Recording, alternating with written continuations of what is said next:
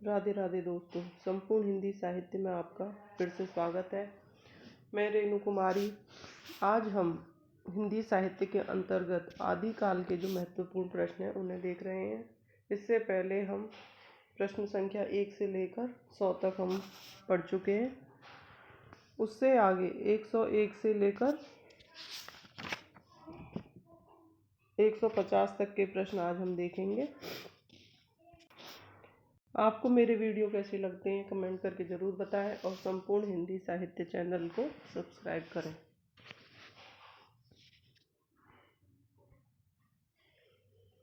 आज हम प्रश्न संख्या 101 से 150 तक के देखेंगे। आज का पहला प्रश्न है, आरंभिक काल में वीर काल नाम किसने दिया है? डॉक्टर नगेंद्र ने, आचार्य शुक्ल ने, विश्वनाथ प्रसाद मिश्र ने या जॉर्ज ग्रियर्सन ने? तो बताइए, आरंभिक काल को वीर काल नाम किसने दिया था? तो ये दिया था विश्वनाथ प्रसाद मिश्र ने। दूसरा प्रश्न है, देसिल बैना सब जन मिट्ठा ते तैसन जप हो अब हट्टा। उपयुक्त पंक्ति जो है किस कवि की है? अमीर खुसरो की, भट्ट केदार की, अब्दुल रहमान की या विद्यापति की? तो बताइए, देसिल बैना सब जन मिट्ठा ते तैसन जप हो अब हट्टा, ये पंक्ति है विद्यापति की।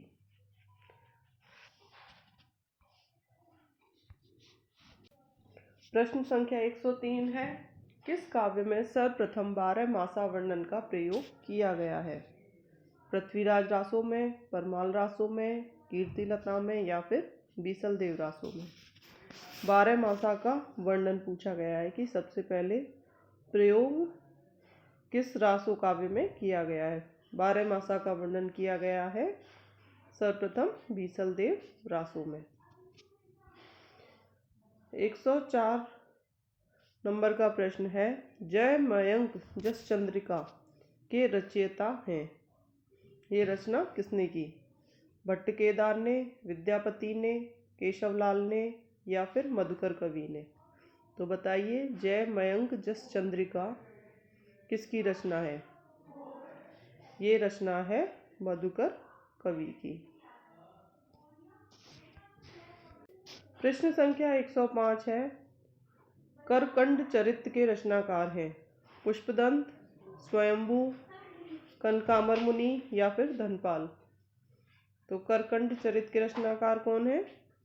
बताइए, ये तो नाम से स्पष्ट हो रहा है, तो ये है कनकामर मुनि। करकंड से कनकामर मुनि। पृथ्वीराज रासो को प्रामाणिक मानने वाले विद्वान हैं? पृथ्वीराज रासो जो है यह सर्वाधिक विवादास्पद रचना मानी जाती है।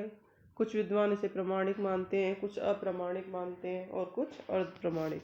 तो यहाँ प्रामाणिक मानने वाले विद्वानों में पूछा गया है आचार्य शुक्ल, डॉक्टर बूलर, श्याम सुंदर दास या फिर ग्रियर्सन? तो बताइए, प्रामाणिक मानने वाले विद्वानों में किसका नाम आएगा? तो यह आएगा श्याम सुंदर दास का। रेवंतगिरी रास ग्रंथ के रचयिता का क्या नाम है? सुमतिमणि, विजय सेन सूरी, गोरखनाथ या फिर हेमचंद्र? रेवंतगिरी रास ग्रंथ के रचयिता पूछे गए हैं, तो ये है विजय सेन सूरी। अगला प्रश्न है प्रश्न संख्या 108, जिसमें आचार्य शुक्ल ने अपने हिंदी साहित्य के इतिहास में 12 ग्रंथों का उल्लेख किया है। इनमें निम्न में से कौन सा नहीं है? मतलब जो 12 ग्रंथों को इन्होंने अपना हिंदी साहित्य का आधार माना है, उनमें से कौन सा नहीं है? खुमाण रासो, बीसल देव रासो, विजयपाल रासो या फिर श्रावकाचार? तो इन्होंने ये जो रासो काव्य है इन तीनों को तो उसमें सम्मिलित किया है 12 ग्रंथों में, लेकिन श्रावकाचार को इसमें स्थान नहीं दिया है। तो हमारा उत्तर क्या सही हो जाएगा? श्रावकाचार।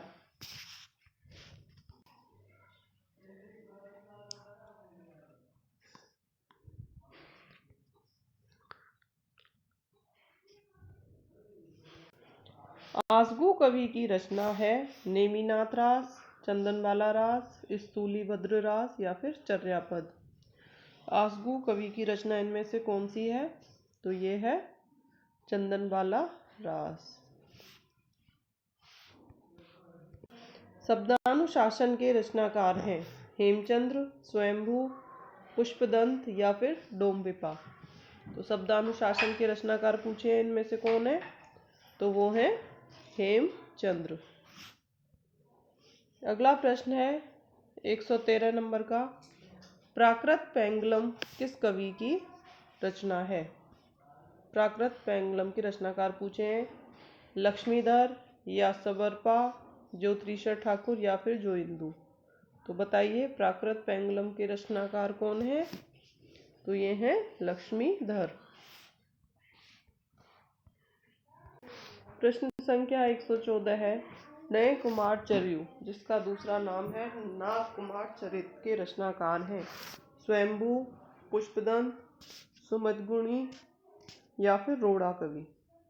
तो बताइए नए कुमार चर्यु के रचनाकार कौन है? तो वो है पुष्पदंत। अगला प्रश्न है 115 नंबर का, कुमारपाल प्रतिबोध के रचयिता हैं हेमचंद्र, धनपाल, सोमप्रभ सूरी या फिर लक्ष्मीधर। कुमारपाल प्रतिबोध के रचयिता कौन है? तो ये है सोमप्रभ सूरी। पृथ्वीराज रासो को सर्वथा अप्रामाणिक मानने वाले विद्वान हैं। इसमें अप्रामाणिक मानने वाले पूछा है मिश्रबंधु, कर्नल टॉड, हीराचंद ओझा या फिर आचार्य शुक्ल। तो बताइए अप्रामाणिक मानने वाले विद्वानों में कौन है इनमें से? तो वह है आचार्य शुक्ल ने इसे एक अप्रामाणिक रचना माना। आचार्य रामचंद्र शुक्ल के अनुसार हिंदी का प्रथम महाकाव्य है पृथ्वीराज रासो, बीसलदेव रासो, परमाल रासो या फिर खुमाण रासो। आचार्य रामचंद्र शुक्ल के अनुसार पूछा है प्रथम महाकाव्य, तो ये है पृथ्वीराज रासो को इन्होंने प्रथम महाकाव्य माना। रणमल छंद काव्य के रचयिता हैं। रणमल छंद जो रचना है इसके रचयिता कौन है? तो वो है, बताइए, श्रीधर हैं, खुसरो हैं, विद्यापति हैं या फिर चंद्रवरदाई हैं। तो रणमल छंद के रचयिता हैं श्रीधर। अगला प्रश्न है 119 नंबर, जयचंद्र प्रकाश के रचनाकार हैं मधुकर कवि, भट्ट केदार, विद्यापति या फिर अमीर खुसरो। तो जयचंद्र प्रकाश के रचनाकार हैं, बताइए, ये है भट्ट केदार। बी नंबर का उत्तर सही हो जाएगा। अगला प्रश्न आता है, पुस्तक जलहण हत दे चली गज नृप कज, पंक्ति किसकी है? ये जो पंक्तियां दी गई हैं, पुस्तक जलहण हत दे चली गज नृप कज, तो ये पंक्तियां हैं, बताइए, विद्याधर की हैं या फिर नरपति नालय की हैं, अमीर खुसरो की हैं या फिर चंद्रवरदाई की हैं। बताइए किसकी हैं? तो ये पंक्तियां हैं चंद्रवरदाई की।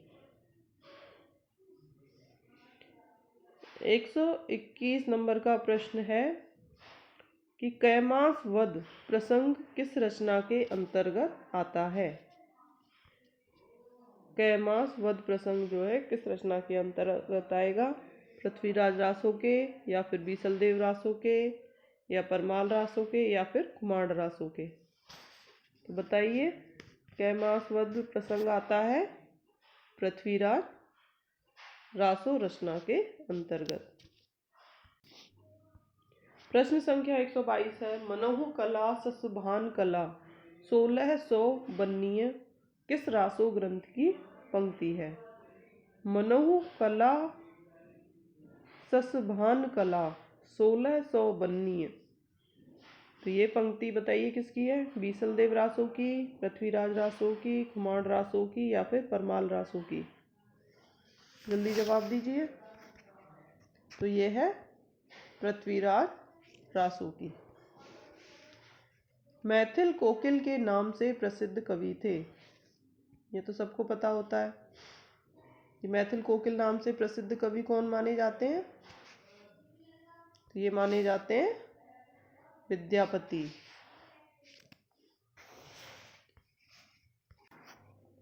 एक 124 नंबर का प्रश्न है, ढोला मारूरा दूहा के की जो नायिका हैं उनका नाम पूछा गया है। ढोला मारूरा दूहा की नायिका का नाम क्या है? दमयंती है, मरवणी है, शकुंतला है या फिर राधा है? तो बताइए, ढोला मारूरा दूहा की नायिका का नाम क्या है? मरवणी। बी नंबर का उत्तर सही हो जाएगा। अगला प्रश्न है 125वां, बीसलदेव रासो की नायिका का नाम पूछा है। पद्मावती, दुर्गाबाई, राजमती या फिर मारवड़ी? तो बीसलदेव रासो की जो नायिका है उसका नाम क्या है? स नंबर का उत्तर सही हो जाएगा, राजमती। बीसलदेव रासो की तो नायिका कौन हो गई? राजमती। और अभी हमने ऊपर पूछा ढोला मारूरा दूहा की नायिका कौन थी? मारवणी। 126वां प्रश्न है, अभी अंतर की त्यारी माया दुबद्या मेट सहज में रहे पंक्ति के रचयिता हैं।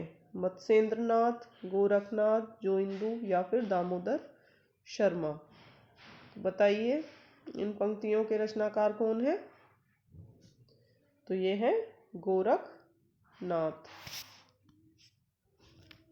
विजयपाल रासो के रचयिता कौन है? चंद्रवरदाई, नरपति नालय, जगनेक या फिर नल्ल सिंह? विजयपाल रासो के रचयिता पूछे गए हैं, बताइए जल्दी। तो ये हो जाएगा द नंबर का उत्तर सही, नल्ल सिंह। प्रश्न संख्या 128 है, सहजयान के प्रवर्तक कौन माने जाते हैं? गोरखनाथ, नागार्जुन, सरहपा या फिर धनपाल?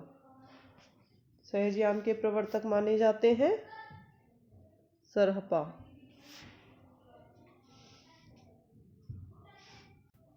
चौरासी सिद्धों में प्रथम सिद्ध कौन थे? लुइपा, डोम्बिपा, सरहपा या फिर धनपाल? 84 सिद्धों में प्रथम सिद्ध कहे जाते हैं सरहपा। प्रश्न संख्या 130 है, पृथ्वीराज रासो को सुख सुखी संवाद के रूप में रचित मानने वाले आलोचक हैं। आचार्य शुक्ल, हजारी प्रसाद द्विवेदी, धीरेन्द्र वर्मा या फिर रामकुमार वर्मा? तो बताइए, सुख सुखी संवाद के रूप में मानने वाले आलोचक पूछे हैं तो वो है हजारी प्रसाद द्विवेदी। प्रश्न संख्या 131 है, अपनी किस रचना को विद्यापति ने कहानी कहा है? विद्यापति ने कहानी किस रचना को कहा है? कीर्तिलता को, कीर्ति पताका को, पदावली को या फिर सभी को? तो विद्यापति ने कहानी कहा किसे? कीर्तिलता को।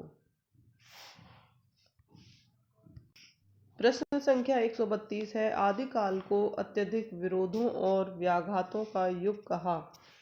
रामकुमार वर्मा ने, हजारी प्रसाद द्विवेदी ने, अज्ञेय ने या फिर आचार्य शुक्ल ने? तो अत्यधिक विरोधों और व्याघातों का युग कहा था किसने? बताइए जल्दी। ये कहा था हजारी प्रसाद द्विवेदी ने। अगला प्रश्न है 133 नंबर का, आदिकाल को अपभ्रंश काल किसने कहा था? धीरेन्द्र वर्मा ने, डॉक्टर नगेंद्र ने, डॉक्टर बच्चन ने या फिर रामविलास शर्मा ने? तो आदिकाल को अपभ्रंश काल नाम दिया था धीरेन्द्र वर्मा ने। आदिकाल का प्रथम कवि कौन है इनमें से? पुष्पदंत, चंद्रवरदाई, विद्यापति या फिर स्वयंभू? आदिकाल का प्रथम कवि किसे माना जाता है? ये माना जाता है स्वयंभू को। प्रश्न संख्या 135 है, पुरुष कहानी हो कहो जसु पत्थाचे पुन्नु किस कवि की उक्ति है? ये जो पंक्तियां हैं ये किसने कही हैं? विद्यापति ने, नरपति नालय ने, चंद्रवरदाई ने, जगनिक ने। बताइए किसकी पंक्तियां हैं ये? तो ये पंक्तियां हैं विद्यापति की। पुरुष कहानी हो कहो जसु पत्थाचे पुन्नु, ये विद्यापति की पंक्ति है। प्रश्न संख्या 136 है, खड़ी बोली का प्रथम कवि कौन है? इन चीजों पर जरूर ध्यान दें। खड़ी बोली का प्रथम कवि पूछा है। इससे पहले हमने पूछा था हिंदी का प्रथम कवि, तो उसमें नाम आता है स्वयंभू का। और अब पूछा है खड़ी बोली का प्रथम कवि, तो बताइए इनमें से कौन है? नरपति नालय है, या फिर सरहपा है, विद्यापति है, या फिर अमीर खुसरो है? तो बताइए खड़ी बोली का प्रथम कवि माना जाता है अमीर खुसरो को। प्रश्न संख्या 137 है, बीसल देव रासो का काव्य रूप क्या है? बीसल देव रासो का काव्य रूप पूछा है। ये एक प्रबंध काव्य माना गया है, या फिर खंड काव्य है, गीति काव्य है, या फिर मुक्तक काव्य है? तो बीसल देव रासो एक मुक्तक काव्य माना जाता है। प्रश्न संख्या 138 है, कीर्ति लता किस भाषा की रचना है? अवहट्ट की, प्राकृत की, पाली की, या फिर संस्कृत की? तो कीर्ति लता किस भाषा की रचना मानी गई है? जल्दी बताइए। कीर्ति लता मानी गई है किस भाषा में लिखी गई है? अवहट्ट में। और कीर्ति पताका भी अवहट्ट में लिखी गई है। कीर्ति पताका, ये दोनों रचनाएं तो अवहट्ट में लिखी गई हैं। और जबकि विद्यापति की एक और रचना है पदावली, तो वो लिखी गई है मैथिली भाषा में। पदावली कौन सी भाषा में लिखी गई है? मैथिली में। प्रश्न संख्या 139 है, अवधूत मत किसका पर्यायवाची शब्द है? सिद्ध संप्रदाय का, नाथ संप्रदाय का, बौद्ध का, या फिर सूफी संप्रदाय का? तो अवधूत मत किसका पर्यायवाची माना जाता है? तो ये माना जाता है, जल्दी बताइए, नाथ संप्रदाय का। नाथ संप्रदाय को ही अवधूत मत भी कहा जाता है। निम्नलिखित में से कौन सी रचना वीर गाथात्मक नहीं है? खुमाण रासो, जय मयंक जस चंद्रिका, बीसल देव रासो, या फिर पृथ्वीराज रासो? मतलब 3 रचनाएं तो वीर गाथात्मक रूप में, केवल एक रचना है जो कि वीर गाथा के रूप में नहीं लिखी गई है। तो बताइए कौन सी रचना है वह? तो वो रचना है बीसल देव रासो। जबकि खुमाण रासो, जय मयंक जस चंद्रिका और पृथ्वीराज रासो, ये तीनों तो वीर गाथात्मक हैं। जबकि बीसल देव रासो ये वीर गाथात्मक नहीं है। तो यही हमारा सही उत्तर हो जाएगा। प्रश्न संख्या 141 है, देशी नाम माला किसकी रचना है? देशी नाम माला हेमचंद्र की, धनपाल की, स्वयंभू की, या फिर पुष्पदंत की? तो बताइए ये देशी नाम माला किसकी रचना मानी है? ये है हेमचंद्र की। चर्या पदों के रचनाकार कौन है? नाथ, तांत्रिक, बौद्ध, या फिर संत कवि? चर्या पदों के रचनाकार माने गए हैं, बताइए कौन माने गए हैं? तो ये माने गए हैं बौद्ध सिद्ध। प्रश्न संख्या 143 है कि अपभ्रंश में कृष्ण काव्य के प्रणेता हैं हरिभद्र सूरी, स्वयंभू, शालिभद्र सूरी, या फिर पुष्पदंत? अपभ्रंश में जो काव्य रचना है और उसमें भी कृष्ण काव्य के प्रणेता पूछे हैं अपभ्रंश में, तो बताइए इनमें से कौन है? तो अपभ्रंश में जो कृष्ण काव्य की रचना की है वो की है पुष्पदंत ने। द नंबर का उत्तर सही हो जाएगा। प्रश्न संख्या 144 है, आदिकाल की चंपू काव्य कृति है। आदिकाल में जो है चंपू काव्य किसको बोलते हैं? जिसमें गद्य और पद्य का मिश्रण होता है, जिसमें गद्य और पद्य दोनों रचनाएं सम्मिलित हों, उसी को चंपू काव्य कहते हैं। तो वो कौन सी रचना मानी गई है? उक्ति व्यक्ति प्रकरण, राउलवेल, वर्ण रत्नाकर या फिर श्रावकाचार। आदिकाल के अंतर्गत पूछा गया है,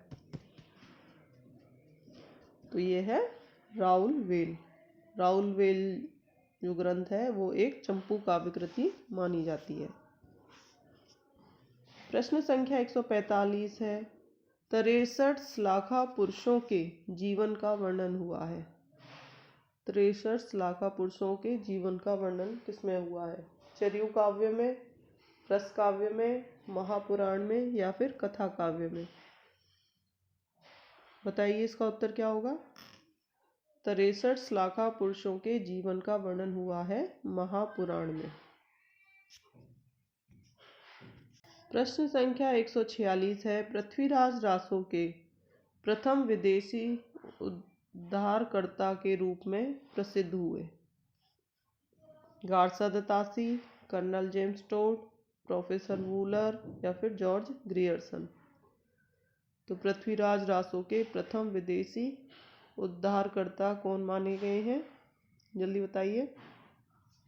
तो ये माने गए हैं कर्नल जेम्स टोड। इन्होंने ही सबसे पहले पृथ्वीराज रासो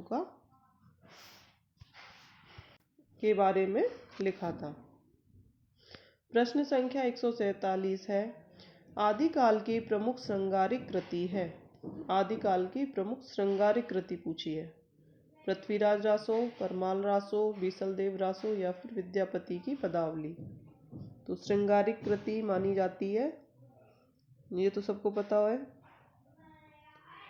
प्रमुख श्रृंगारिक कृति मानी जाती है विद्यापति की पदावली। और श्रृंगार को इस तरह से लिखा जाता है, श्रृंगार। ये पता नहीं हर बार मिसप्रिंट होके इस तरह से क्यों लिख देते हैं। प्रश्न संख्या 148 है, आदिकाल की किस रचना में इतिहास की उपेक्षा की गई है? मतलब इतिहास को नज़रअंदाज कर दिया गया है। तो वो रचना कौन सी है? जयमयंक जस चंद्रिका, उपदेश रसायन या पृथ्वीराज रासो या फिर नेमिनाथ रासो।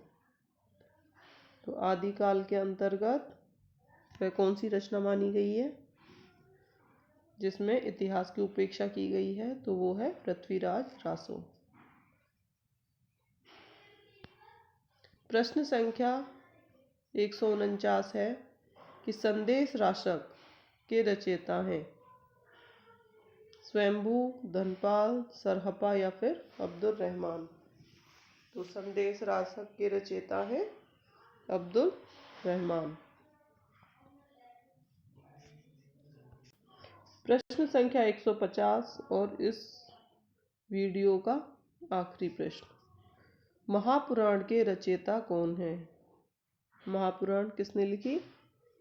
स्वयंभू ने, जोइंदू ने, देवसेन ने या फिर पुष्पदंत ने? जल्दी बताइए, ये किसने लिखी? महापुराण के रचयिता पूछे गए। इस प्रश्न का उत्तर आप मुझे कमेंट में देना। अगली वीडियो में इसका उत्तर आपको बताया जाएगा।